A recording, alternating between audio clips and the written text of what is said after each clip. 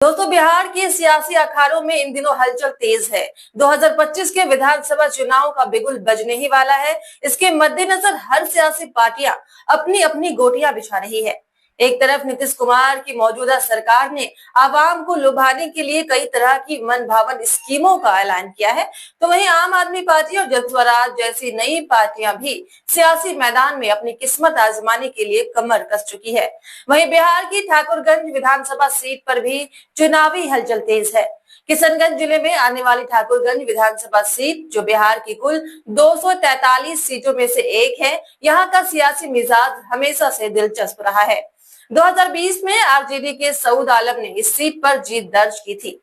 चलिए आपको बताते हैं कि क्या है इस सीट का सियासी गणित, क्या रहा है चुनावी इतिहास और पिछले चुनाव में क्या था हाल। ठाकुरगंज सीट का चुनावी इतिहास। किशनगंज जिले की यह सीट सीमांचल क्षेत्र का महत्वपूर्ण हिस्सा है। 1952 में अनंतकांत बसु ने कांग्रेस की सीट पर यहां से पहला चुनाव जीता।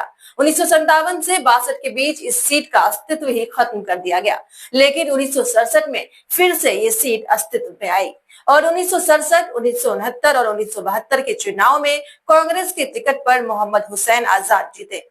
1977 में जनता दल के मोहम्मद सुलेमान जीते। 1980, 1985 के चुनाव में एक बार फिर से मोहम्मद हुसैन आजाद कांग्रेस की टिकट पर जीते।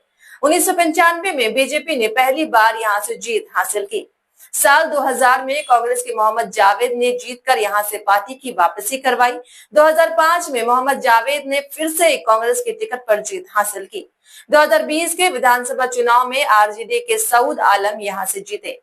पिछले चुनाव में नतीजे क्या रहे, कैसा रहा हाल, चलिए बताते हैं। 2020 में इस सीट से 10 उम्मीदवार मैदान में थे। जीत मिली कांग्रेस के सऊद आलम को। 23,887 वोटों के अंतर से उन्होंने निकटतम प्रतिद्वंदी निर्दलीय उम्मीदवार गोपाल कुमार अग्रवाल को हरा दिया। जेडीयू के नौशाद तीसरे स्थान पर रहे। ओवैसी की पार्टी एआईएमआईएम की उम्मीदवार महबूब आलम भले ही ना जीते हों, लेकिन वोटों के हिसाब से यहाँ पर ओवैसी की पार्टी की परफॉर्मेंस बेहतर रही। मतदाताओं की संख्या। बिहार की ठाकुरगंज विधानसभा सीट पर 2020 के चुनाव में कुल 2,91,257 मतदाता थे और इस सीट पर मतदान का प्रतिशत था 68.3%। देखा जाए तो इस सीट पर दबदबा कांग्रेस का ही रहा। इस बार कांग्रेस और आरजेडी फिर से साथ है। सीट बंटवारे पर खुलासे दोनों पार्टियों ने फिलहाल नहीं किया है। देखना है इस बार ये सीट किसके हिस्से आती है। फिलहाल आप देखते रहें कैनी न्यूज।